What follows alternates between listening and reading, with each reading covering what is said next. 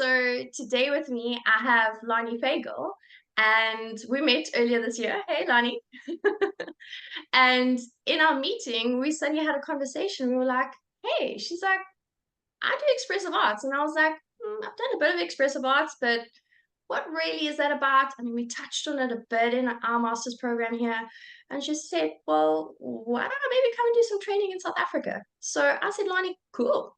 So that's why we're here today, is just to chat a little bit, firstly about, well, you. Yeah, I'd really like to introduce you and the person that I got to know at the beginning of the year. Can you tell us a little bit about how you got onto this career path and yeah, how you chose expressive arts as to supplement some of the work you do? Yeah. Yeah, that's a really good question. So I kind of grew up in the arts. I grew up dancing and doing theater and music, some physical art, a lot of improv and comedy kind of stuff. And so when I went for my bachelor's degree, I ended up going into the entertainment route and got my bachelor's in television writing and producing. And so it was this creative outlet for me. And so I just kind of went with that, and I worked in the entertainment business for a while, but then I realized I wanted to be a helper. And so I kind of had this long path to become a therapist. So I ended up getting my master's in early childhood education and special education. And I did a lot of like creative activities because they're developmentally appropriate with kids. And so from that, I realized, I really want to do more. And I ended up going back to school for psychology. I got my master's in psychology, and really kind of hone in, like, you do what you know. And for me, as a kid growing up, art was healing. That's how I processed all the things that I was experiencing and going through. And I realized like how powerful the arts can be when you have no words, when your body just needs to move it, or you comes out in like art form or just in poetry. It can be a really cathartic and healing process. And so throughout my process of becoming licensed, I have gone this route to become a registered expressive arts therapist. And so I'm almost done with that program. And I've just started an expressive arts trauma therapist, so what's called an EXAT, with Kathy Malchiati and some other folks here in the States. And so I use expressive arts with my clients almost every session, whether they know it or not, whether it's listening to music, with it integrating with the sand tray. And then I create my own art and my own music and my own poetry, and I integrate it for my own self-healing and my own self-work. Oh, wow. Lonnie, I mean, that sounds absolutely amazing. And just kind of like how, isn't it amazing sometimes how you maybe don't always know when you start out on a path and then where it ends, but when it sort of starts coming together like this, and then you go, oh, okay, that's Yeah, wild. This is it? I feel like you have to find who you are, like your authentic self. We're always like striving for our clients to do that, but we have to do the work ourselves. And it takes a while for you're like, oh, this is it.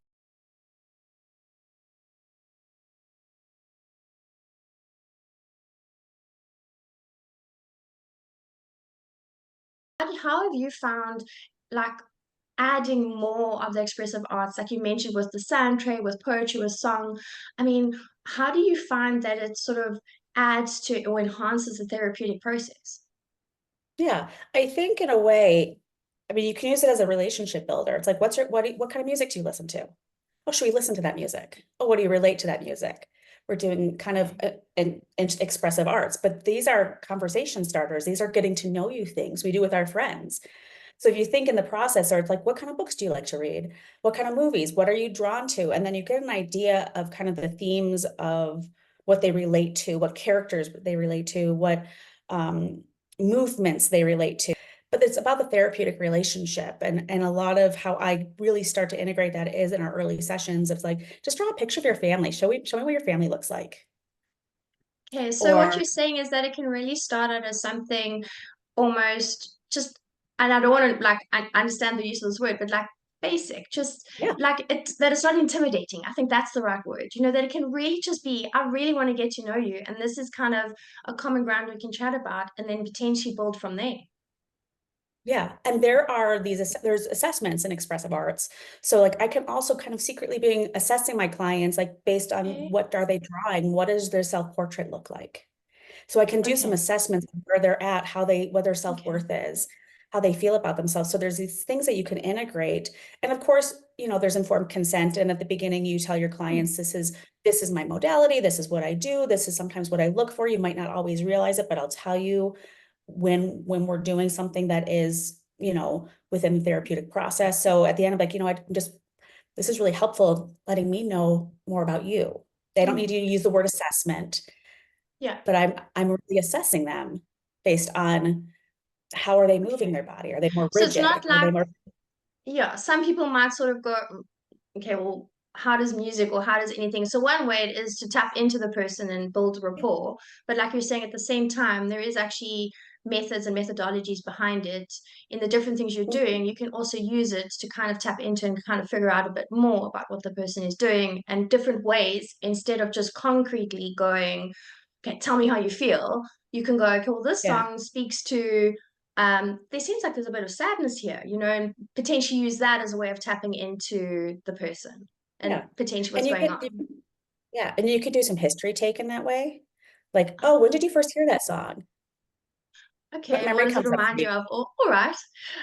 Yeah. So, So there's these little nuggets that hmm, come in. I think we're doing these things authentically already, but they're hmm, very, I mean, if we think about just our human development, these are kind of at the core root of us. Like at the beginning of time, we drew through hieroglyphics. We communicated through like movement and sound.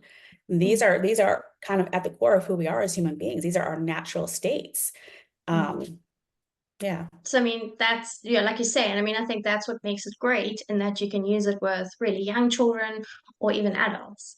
Hmm. I can imagine some colleagues, and I'm just wondering, if a person turns around and goes, but I'm not really creative, like, how would this even apply to me in my practice? Say, for example, like, I can't dance or I can't play the piano or something like that.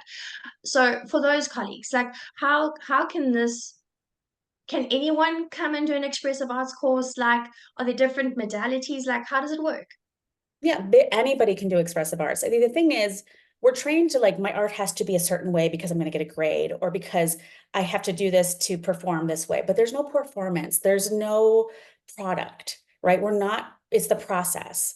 And so you don't have to know how to play how to play an instrument. Can you just go like this and tap a drum? You're making Okay. music. Do we like snap our fingers? You're making music. And Okay. it's not so much about you don't have to dance. Movement is so much more than what we and think of like a dancer, right? This, ballerina or, lyrical movement. It's not so much that. Sometimes it's embodying the part of ourselves. So like what part of you needs to move right now? And it's like, Okay, so if a person's maybe feeling stuck and you'll be like trying to assess potentially like that stuckness and then kind of go yeah, into that. Okay, that's yeah, really cool. yeah. But So, there's anybody can do it. okay.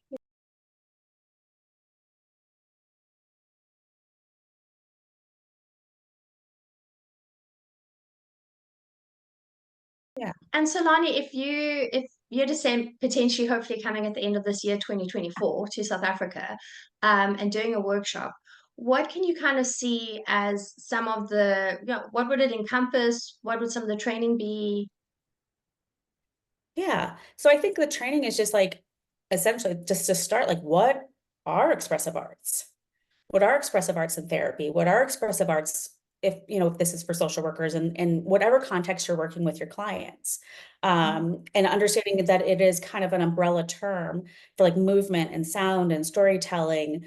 So art, music, dance, movement, psychodrama, storytelling, writing, all these things are part of it. So kind of really doing a little bit of education on what it is, but then Mm-hmm. also how to use it and how to put it into practice. And Okay. also getting into like the overlap because there's a lot of people who train and play therapy, but really play therapists and expressive art therapists do so many, we do pretty much very similar things. Maybe our assessments are different, maybe some of our approaches, but play is expressive. Play is a form of Mm. psychodrama in a way.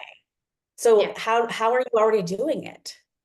So Okay, so that's a to big actually part. also then help people building on, and what I'm hearing you say here, I mean, you mentioned social workers, I'm a psychologist. Would this Yeah. be for quite a diverse group of professionals who Yeah. can really go for a training like this?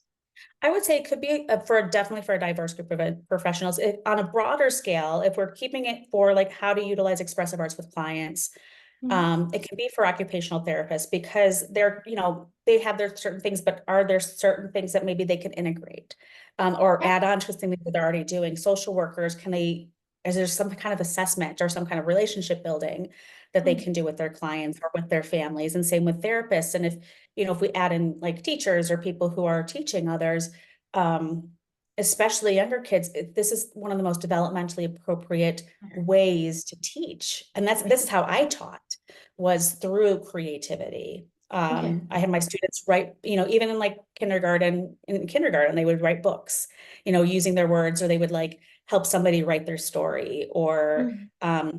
we would make one of my favorite things I ever did was like make a collage with our food with like broccoli and like little fish. So we made like a river. So we were learning about forests. And so we used our food to create a collage and then we got to eat it. Oh, wow. Okay.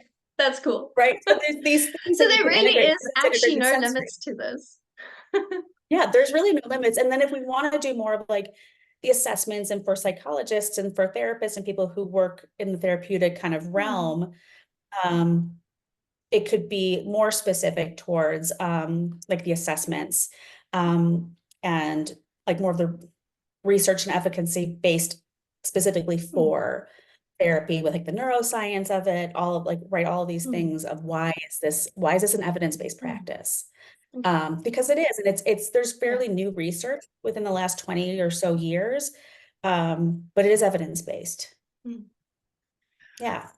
I'm excited. I think, yeah, we really need to chat and like iron out the finer details. But this sounds Yeah. like this could be really, really amazing.